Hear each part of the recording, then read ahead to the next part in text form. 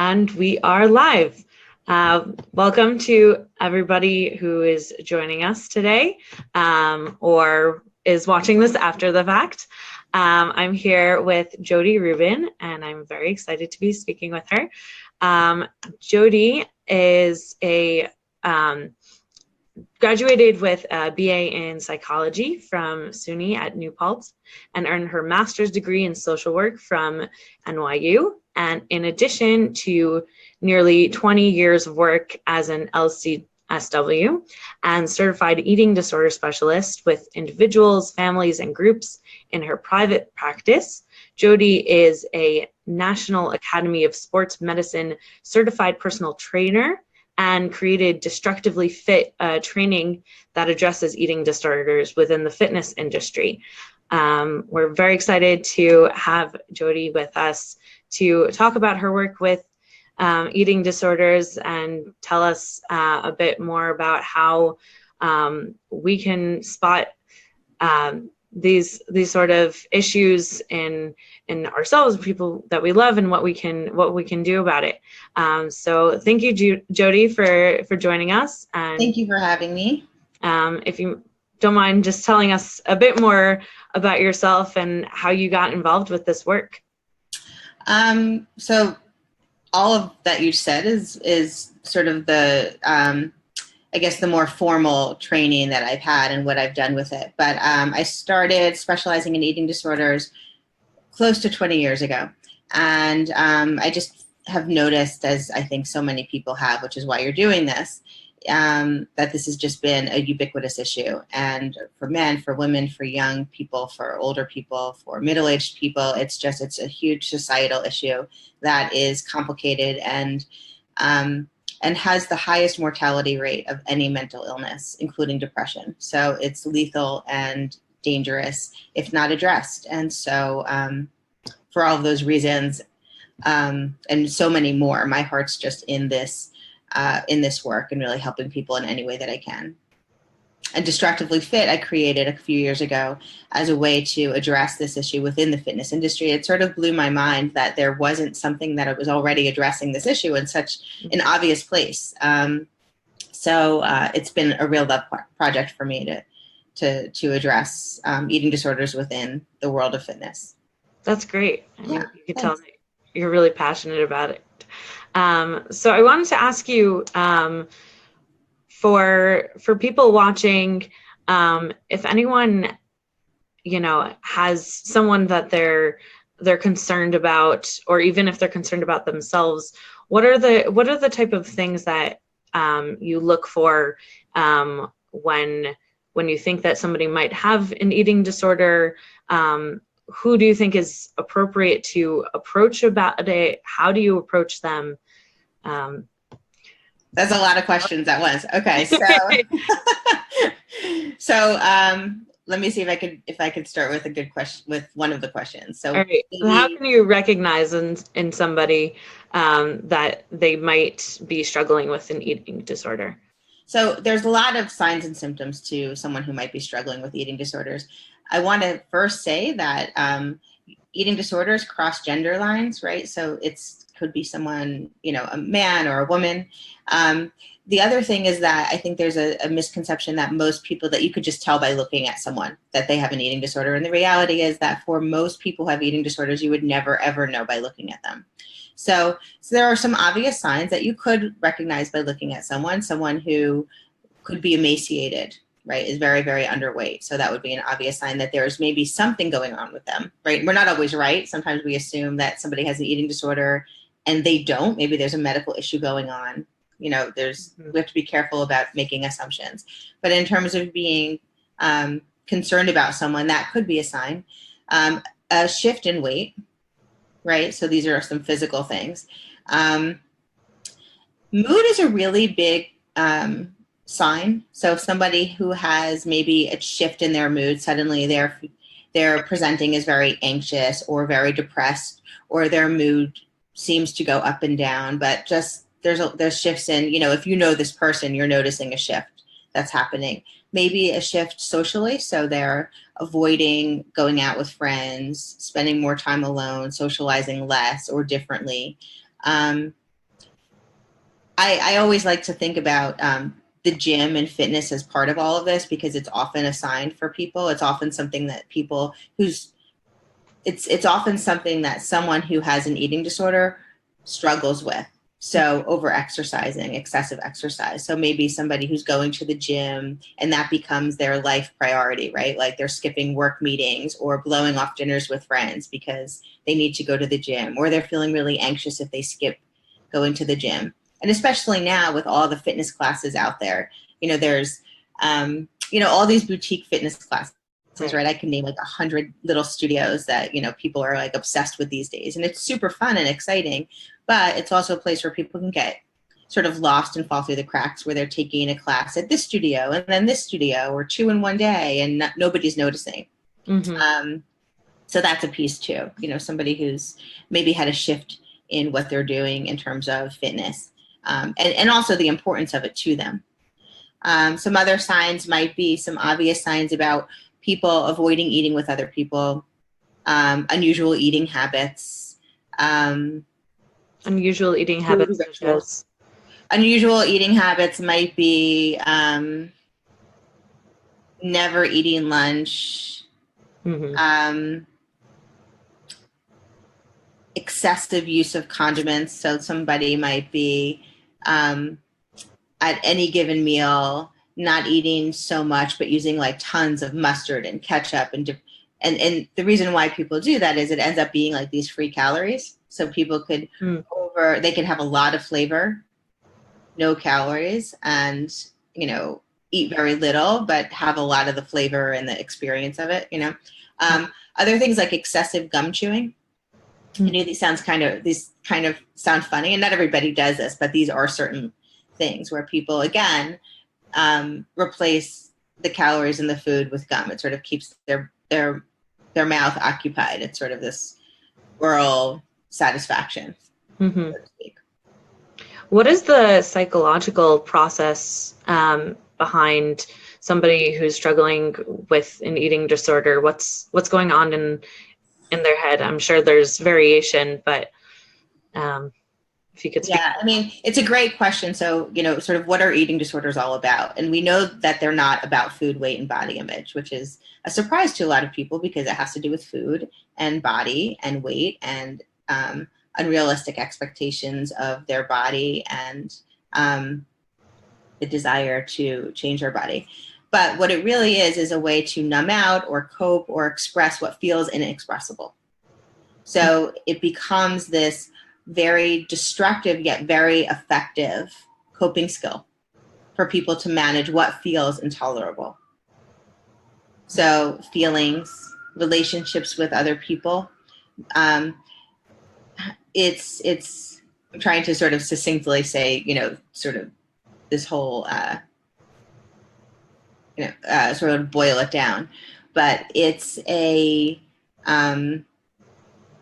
it really has to do with relationships and people managing relationships with themselves, with other people, with their emotions. And it becomes this metaphor, and they end up managing a relationship with food, much in the same way that they might manage their relationships with people. Mm-hmm. So, there's a lot of depression, anxiety. Sometimes it masks other issues, other disorders like OCD that are lying beneath the surface. Mm-hmm.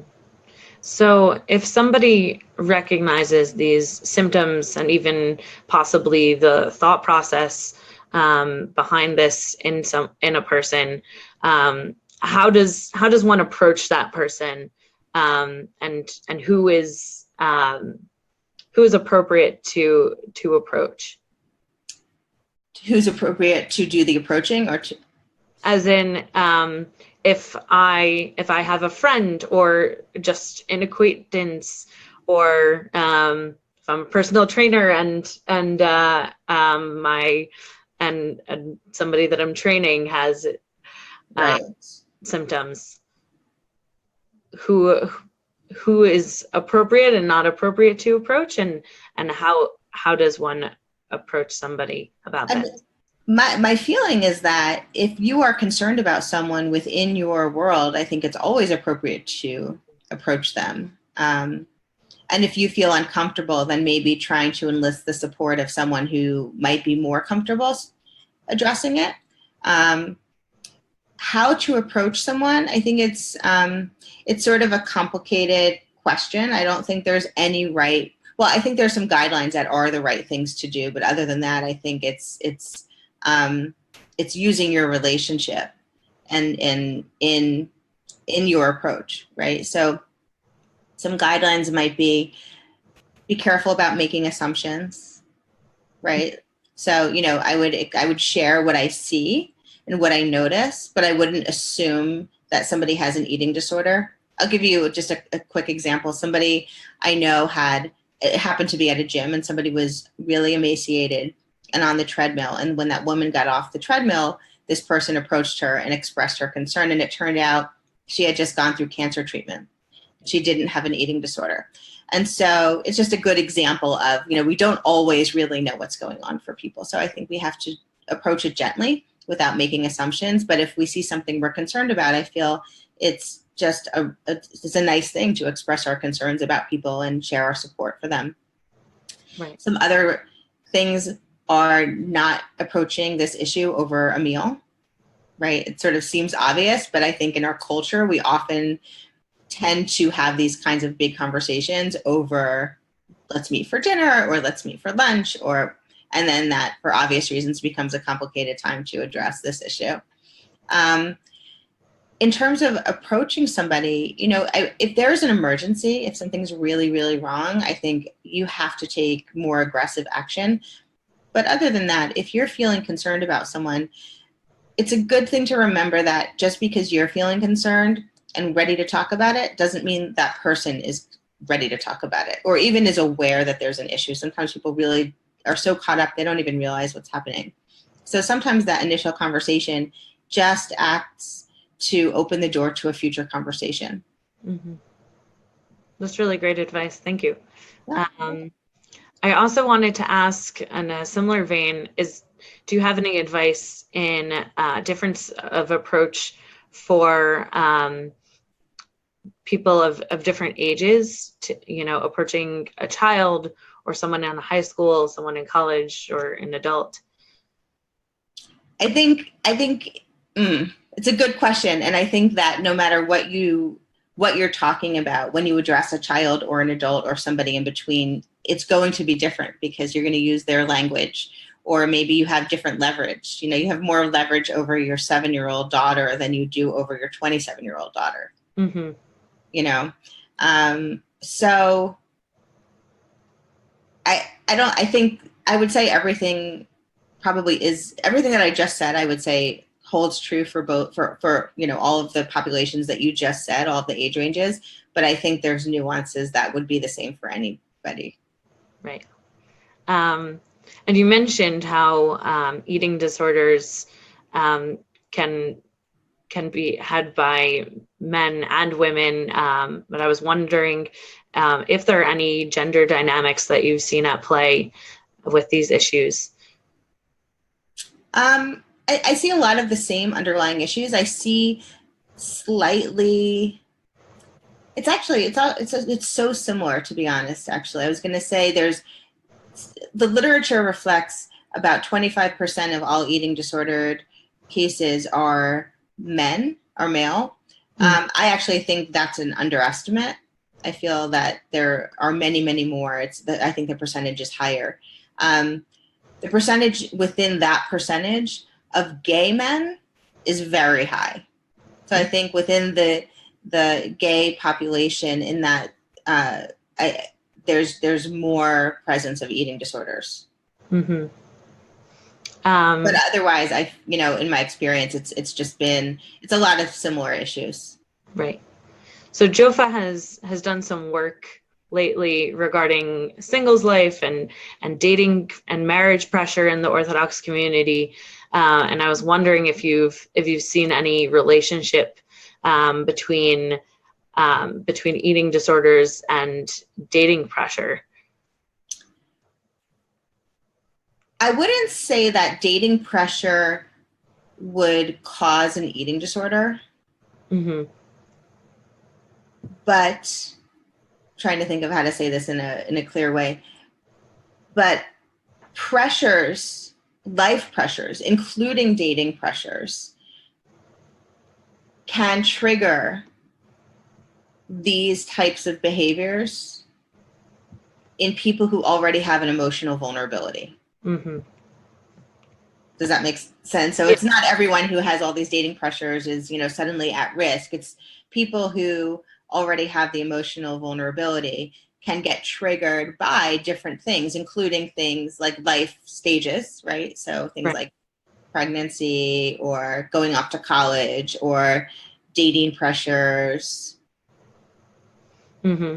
Yeah. But again, all of the underlying issues they all come from a relationship with themselves, low self-esteem, depression, anxiety, other things like that.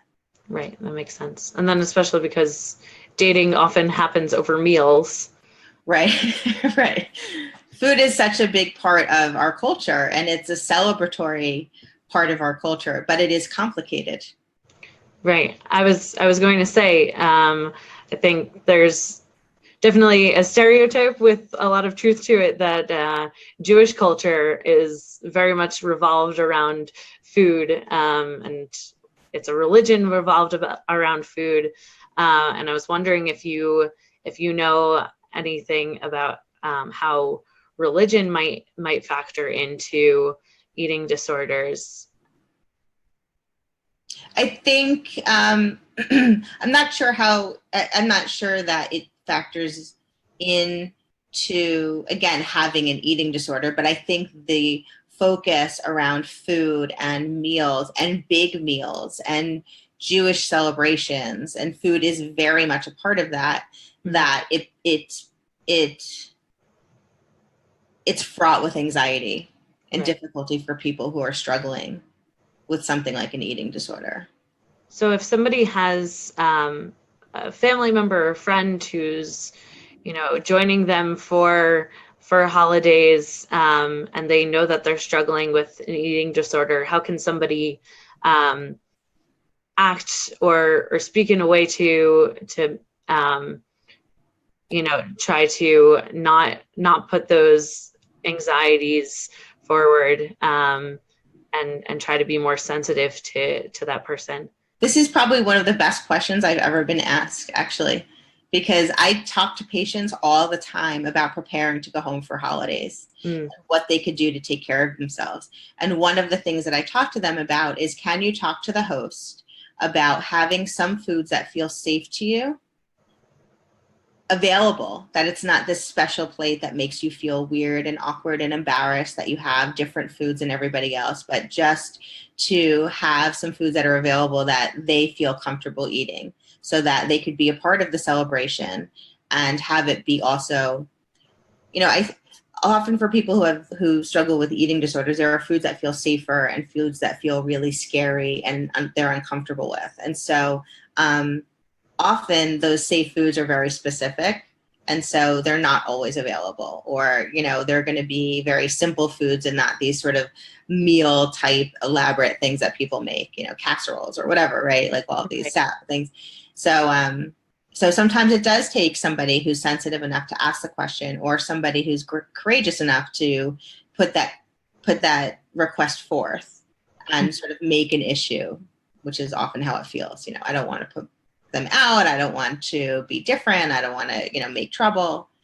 So it's such a great question, because I think often it's not really thought of like, what can I do? What can I give this person very concretely that will help them at this meal, at this celebration, to be a part of it and not feel badly. So as a host, it makes sense to approach the person and possibly say, what would somebody ask? Very simply, if they know they have an eating disorder and it's this person knows they know, right? Let's assume that. Then they could just say, is there anything that I can have for you? I want to make sure that there's something that you feel comfortable with. What can I have for you? Great. Just simple. That's really important. It's very simple, but also very important to keep in mind. Yeah. And I appreciate the question also, because I think people often don't know what to ask and don't know what to say, and then they don't. And so it is something very simple that, understandably people are very careful around. But I think when it's out there, I think it becomes just a part of the conversation that is sensitive. Right. It's okay to ask these questions, or even to say, I don't know what to ask. I don't know how to say this, but I want to make sure you have food that is okay for you. And I want to make this a good holiday for you. So what can I have for you? It doesn't have to be such a perfect question. Right. And I think a lot of people try to kind of shy away from asking these sort of questions. They don't want to go into it, especially if they don't know what to ask. And we often try to steer clear of things that we're not comfortable with. But it's definitely important to keep in mind, and also to try to remove the stigma against it. Absolutely, 100%. Another question similar that I wanted to ask you. So I read a few different articles that came out before Yom Kippur about fasting, which is another big part of our religion. And people are talking about either their desire to fast, but their doctor wouldn't let them because they had an eating disorder in the past, or their excitement for Yom Kippur because it was a good time to hide that they had an eating disorder, and it was a chance to not have to explain why they weren't eating and not have to hide it. Yeah. So I was wondering if you could speak to that at all. What are your thoughts? Yeah, I think for people who restrict as a symptom of their eating disorder, I think Yom Kippur becomes a really nice day for them because they could do it in this group way. It's not secretive. It's just, when I see patients, so I encourage people to not fast for Yom Kippur if it is something that is destructive to them, right?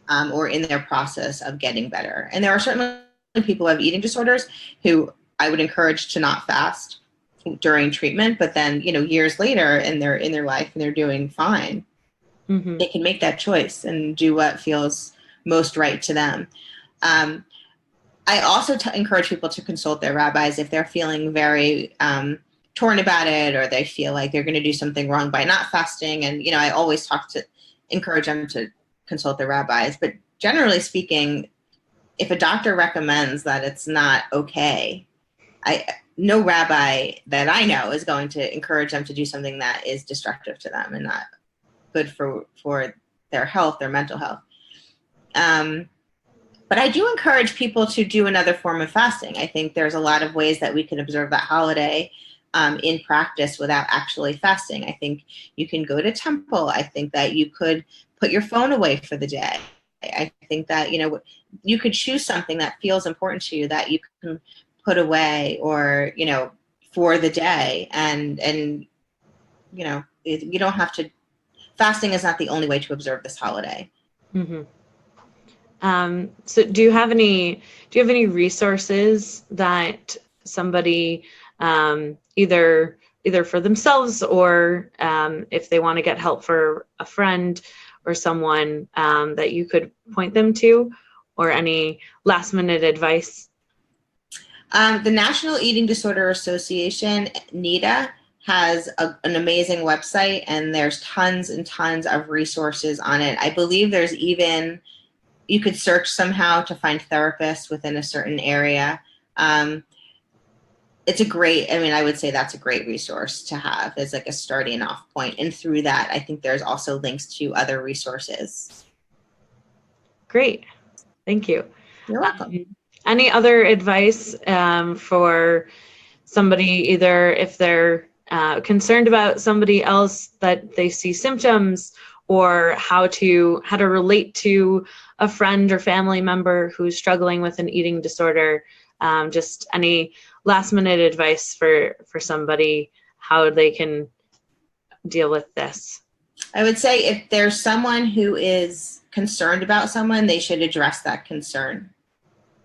right? And address maybe the things that they, not necessarily the food, you know, you're skipping meals, you're doing this, you're doing that, but also more so actually, I noticed that you're feeling depressed more. I noticed that you're spending more time alone. I noticed that you're not interested in the things that you used to be interested in. Mm-hmm. And then for somebody that is struggling, I would encourage absolutely for them to reach out to get help. It's something that you can feel better. You don't have to have an eating disorder. You can get better.